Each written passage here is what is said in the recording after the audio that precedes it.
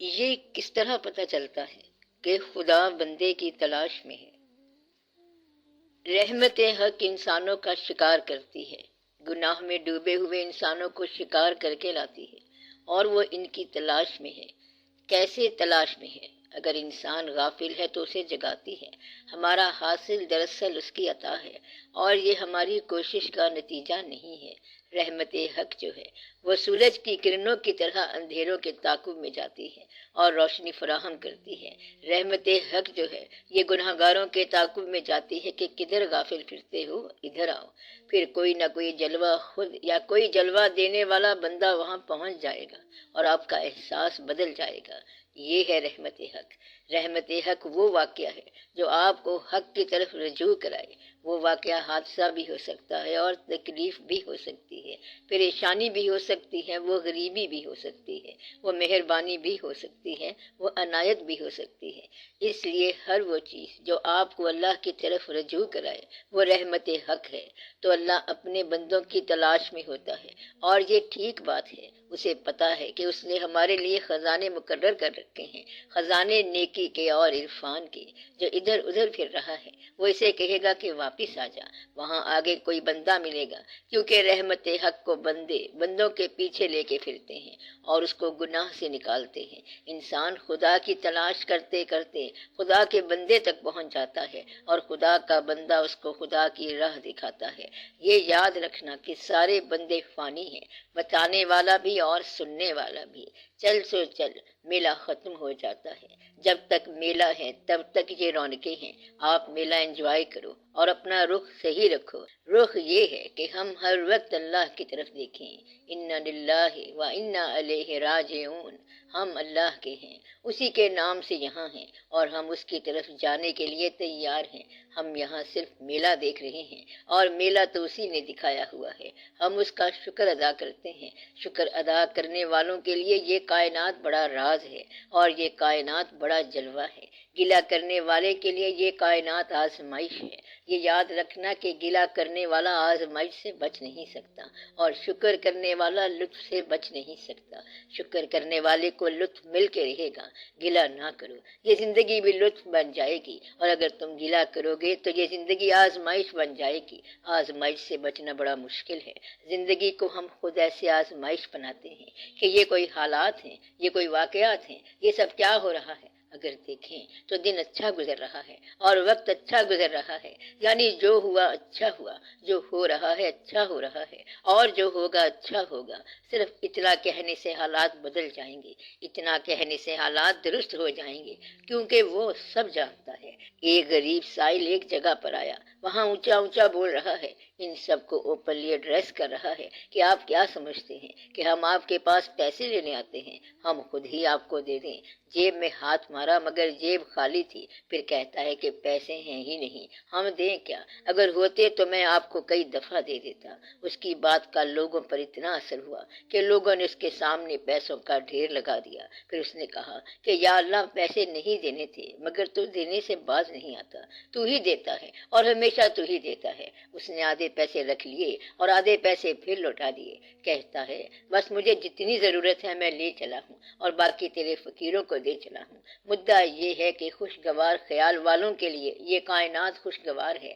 Zarif کو ذرافت مل جائے گی، رونے والے کو رونے کا وقت مل جائے گا۔ وہ قبرستان میں گیا تو اس کے پاؤں کے نیچے کھوپڑی آ گئی، تو اس نے رو کر یہ شعر کہا، کل پاؤں ایک کاسائے سر پہ جو پڑ گیا، یکسر وہ استخواں شکستوں سے چور تھا، کہنے لگا کہ دیکھ کے چل رہا بے خبر، میں بھی کبو کسی کا سر پر غرور تھا۔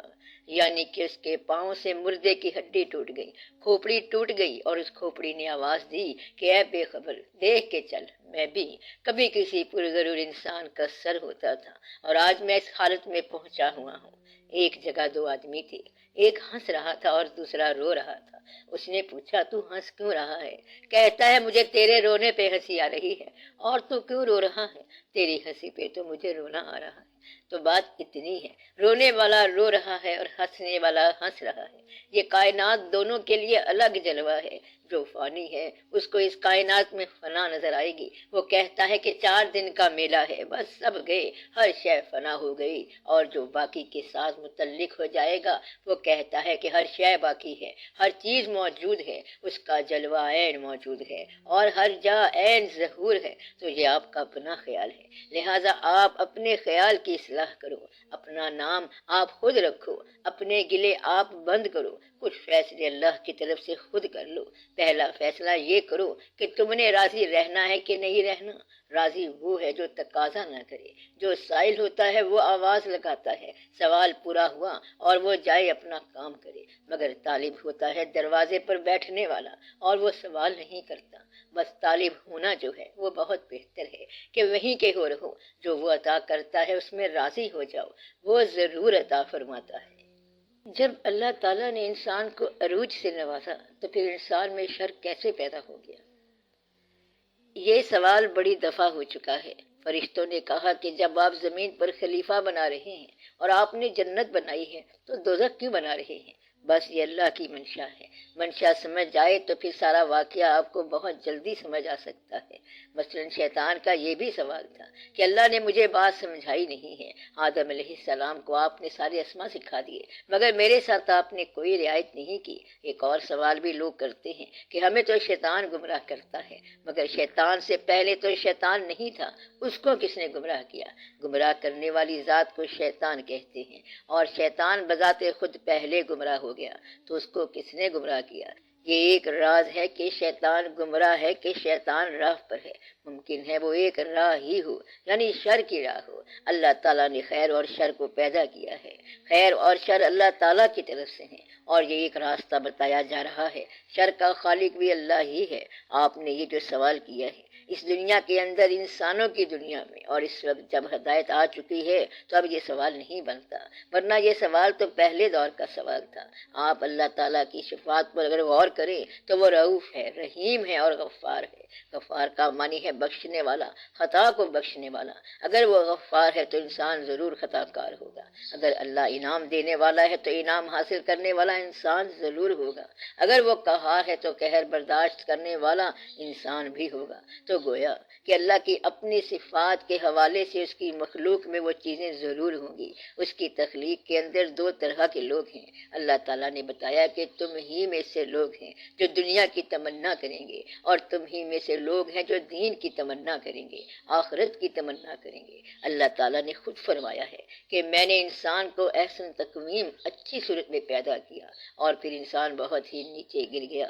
اسفل سافلین تک انسان نے پہنچنا ہے۔ یہ انسان کے مقام ہیں۔ وہ اسفل سافلین کب بنتا ہے؟ اگر وہ روح گردانی کرے گا تو گناہ ہوگا۔ اگر اللہ حکم نہ دے اور پیدا کر کے پھینک دے تو پھر خیر، شر، نیکی، بدی کا کوئی حوالہ نہیں ہونا چاہیے۔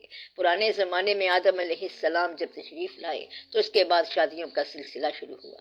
اب بیٹا ہوتا ہے، بیٹی ہوتی ہے تو شادی ہو جاتی ہے۔ جب قانون بن گیا تو جائز ناجائز پیدا ہو گیا اور حلال حرام پیدا ہو گیا۔ جوں جوں حوالہ چلتا ہے قانون نافذ ہوتا ہے۔ جہاں جہاں دین آتا گیا وہ حوالہ بنتا گیا، اور اب آپ کے پاس ہدایت آ گئی ہے کہ یہ خیر ہے اور یہ شر ہے، اس لیے آپ خیر کے حوالے سے ہی عمل کریں۔ شجر ممنوع تک جانا ہی باعث شر ہے۔ شجر ممنوع رکھا ہی اس لیے گیا تھا کہ اس کی تمنا ہو، یہ ایک الگ راز ہے۔ انسان کو خلیفۃ الارض بنانا تھا۔ اگر شجر ممنوع استعمال نہ ہوتا تو انسان جنت میں رہتا، اور اس طرح نیچے کون آتا؟ اگر انسان نیچے نہیں آتا تو خلیفہ کون بنتا؟ جنت کی تعریف میں نے آپ کو بتائی تھی کہ جنت وہ مقام ہے جس سے موصول ہونے کے بعد اس کی تلاش شروع ہو جائے۔ جس مقام کو کھونے کے بعد دوبارہ پانے کی تمنا ہو اسے جنت کہتے ہیں۔ تو یہ جنت کی تمنا ہے اور یہ انسان کو عطا ہوئی ہے۔ زیادہ سے زیادہ کیا ہوگا کہ انسان اس جنت میں چلا جائے گا جسے چھوڑ کے آیا تھا۔ اس لیے یہ باتیں غور کرنے والی ہیں، لیکن آپ کو دین کے حوالے سے اللہ نے جو حکم دیا ہے آپ وہ مانتے جائیں اور اس کی حکم عدولی جو ہے وہ پھر دوزخ بن جائے گی۔ اب آپ کے لیے مسئلہ بڑا آسان ہو گیا۔ جو سرکار دو عالم صلی اللہ علیہ وآلہ وسلم نے راستہ بتایا ہے، آپ اس پر چلتے جائیں کہ یہ اللہ کا حکم ہے، یہ جنت ہے، اور اس راستے کے علاوہ دوزخ ہے۔ بلکہ یہاں تک فقراء کہتے ہیں کہ سرکار صلی اللہ علیہ وآلہ وسلم کا قرب ہی جنت ہے، اور سرکار صلی اللہ علیہ وآلہ وسلم سے دوری ہی دوزخ ہے۔ اس لیے گناہ جو ہے وہ حکم کے علاوہ چلنا ہے۔ اب آپ دعا کرو کہ اللہ تعالیٰ فضل فرمائے، آپ پر زندگی آسان ہو جائے اور زندگی کا باطن آسان ہو جائے۔ اللہ تعالیٰ سے ہم پھر وہی دعا کرتے ہیں کہ یا رب العالمین اپنے محبوب صلی اللہ علیہ وآلہ وسلم کی محبت عطا فرما۔ آمین یا رب العالمین۔ ہم آپ سے یہی سوال کرتے جائیں گے کہ ہمیں اپنے محبوب صلی اللہ علیہ وآلہ وسلم کی محبت عطا فرما۔ یہی ہمارا پہلا سوال ہے اور یہی ہمارا آخری سوال ہے۔ یا رب العالمین تمام حاضرین مجلس کی نیک تمنائیں قبول فرما۔ آمین برحمتک یا ارحم الراحمین۔